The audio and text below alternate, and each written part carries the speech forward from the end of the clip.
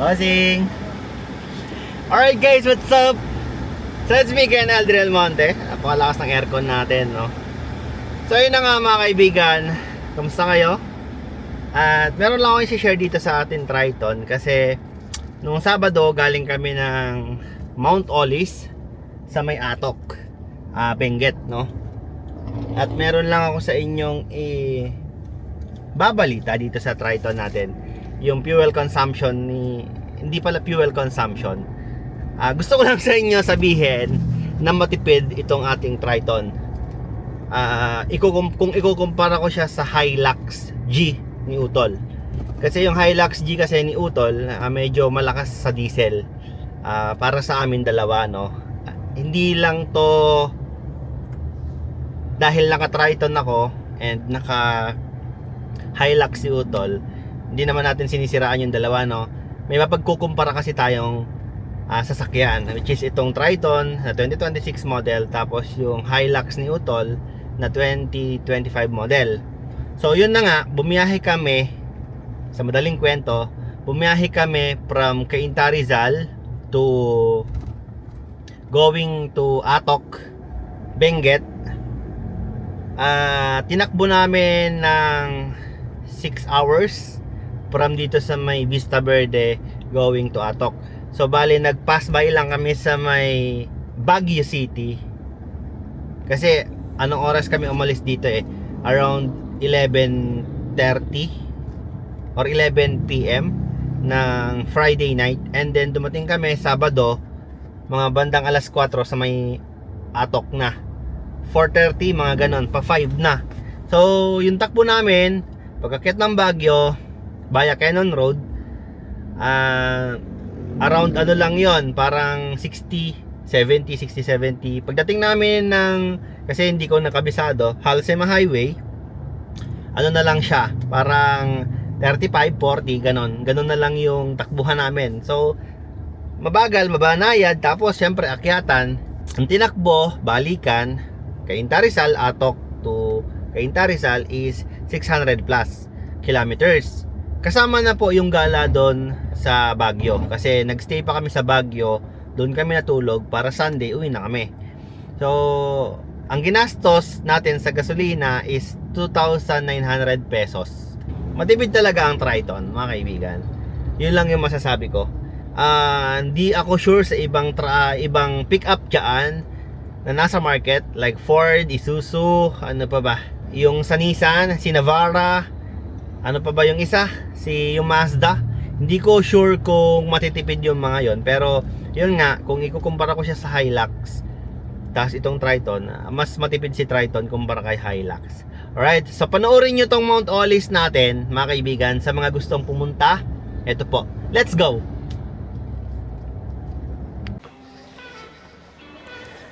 Alright guys, good morning. So andito tayo sa may Mount Olis. At yung boses ko, ngongo tayo ngayon, no? So kakatapos ko lang kasi magkatrangkaso, and umakyat kami dito sa may Benguet kasama ang aking pamilya. Inikot namin tong Mount Olis para mapuntahan naman nila yung lagi kong sinasabi na Benguet. And so dito, makikita nyo yung view sa taas naman, doon yung view deck. Bali nakikita nyo sa likuran ko, ando doon yung view deck. Mount Olis, sobrang lamig talaga dito. Yung boses ko is lubog na pero no choice, maganda naman yung view. So mamaya akyatin natin yon at antay lang natin sila Airmat kasi yung anak ko tulog na. Kami ni Mrs. Puntahan namin, kami naman nang-aakyat dun sa taas. Alright, so habang nag-aantay kayo, panoorin nyo muna tong view sa aerial shot natin. Let's go.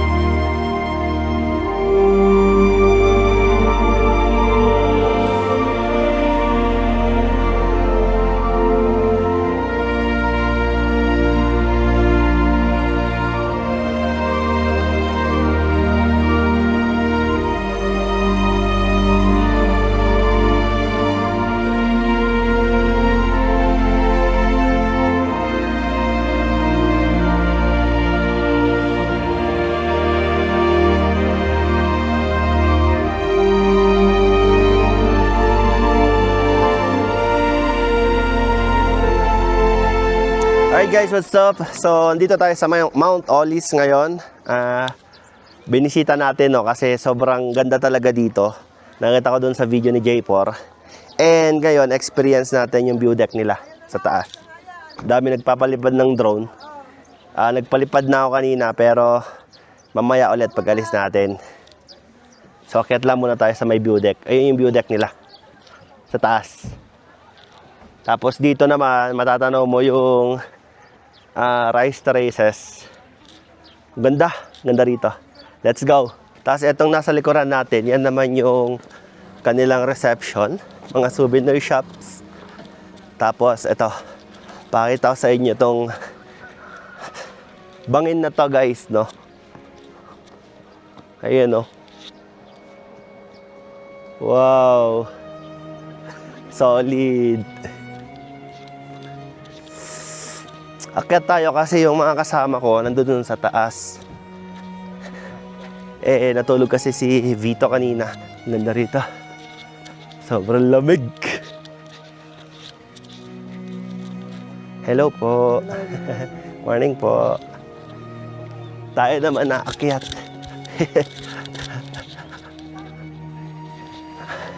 Hindi ko alam kung yung mga kasama ko kung ando doon pa rin sa may taas or nakababa na.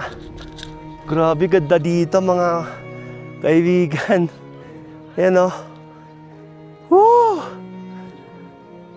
Sulit yung pagod puyat natin, par. Scary lang magpalipad ng drone kasi nga dami nagpapalipad ng drone talaga. Yeah. Tapos dito naman makikita yung Mount Olis na welcome arc. Dami nagpapapictures dito.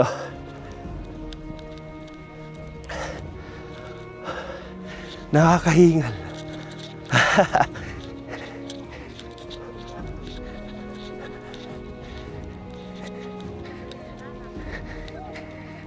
Ito yung nanay ko. Ayan. Ay, taga saan po kayo? Ay, dito. Taga saan po kayo, Nay? Oh, nandito ka pala, Aldrin. Ha? Ay, ko nandito. Nandito kayo? Saan kayo galing? Ba't hindi ka nagsabi? ka ba? Hi!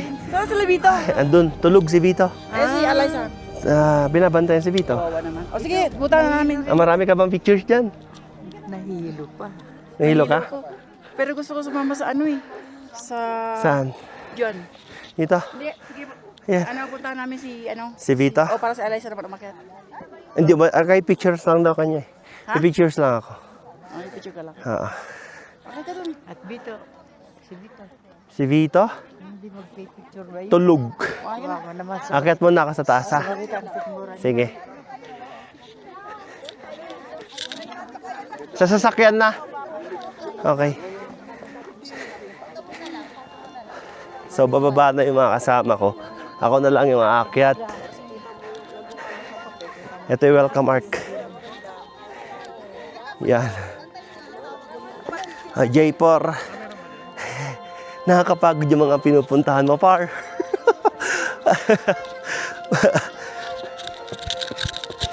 Pero maganda naman talaga.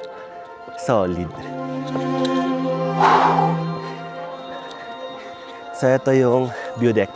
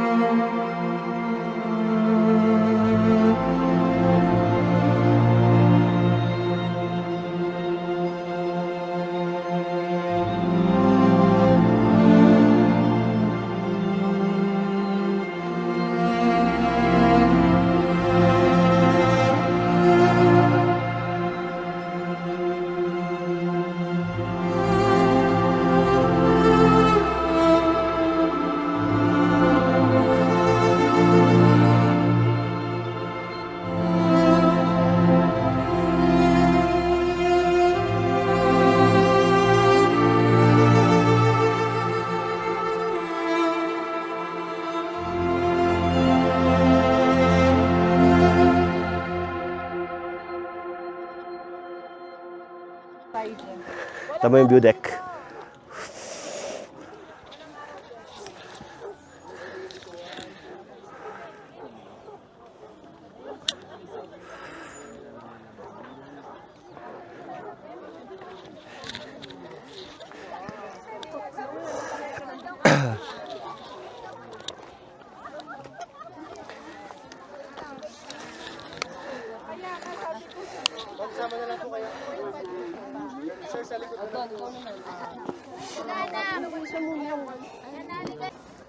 Grabe guys, sobrang tarik oh. Pag nalaglag ka dyan, dedo ka na kaagad.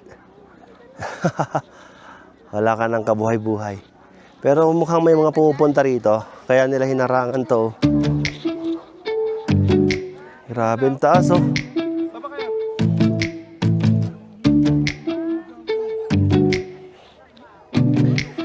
Yan oh.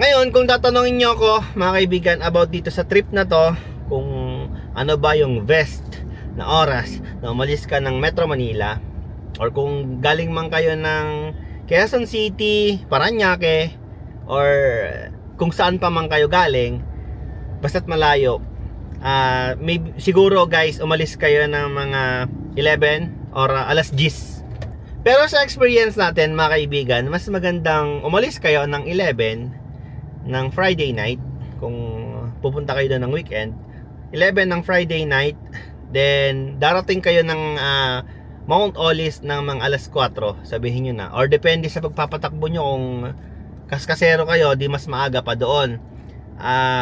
Kailangan nyo mas maagang makarating ng Mount Olis, kasi kapag inabutan kasi kayo guys ng sikat ng araw, sobrang traffic na doon. Yung ibang sasakyan hindi na po talaga nakakaakyat. So sa baba na lang talaga sila. Lalakarin nyo mula doon sa may highway papunta ng Mount Olis, which is nasa 2 kilometers din ata yun, mga kaibigan. Wala namang problema kasi malamig, pero nakakapagod din, nakakahingal din kung hindi ka sanay na maglakad ng ganong kahaba tapos malamig. Medyo bababa yung yung dugo. Mawawalan ka ng dugo, katulad nung nangyari sa amin ni ate. Although kami naman nakaakyat kami, pero kumbaga nabigla yung katawan mo na oh my god, first time na mangyari sa kanya na ganon, 'di ba? So yun yung magiging kaso ninyo. Anyway, mga kaibigan, bisitahin nyo ang Mount Olis, Atok. 2 hours drive from Baguio City, mga kaibigan. Yun lang. So, yun. Sa mga hindi pa nakaka-subscribe sa video natin, sa channel natin, please subscribe to my YouTube channel, mga kaibigan. Para dumami na tayo and road to 100k. Kahit na napakalayo pa no. Yun, maraming salamat sa mga umabot hanggang dito. Peace out.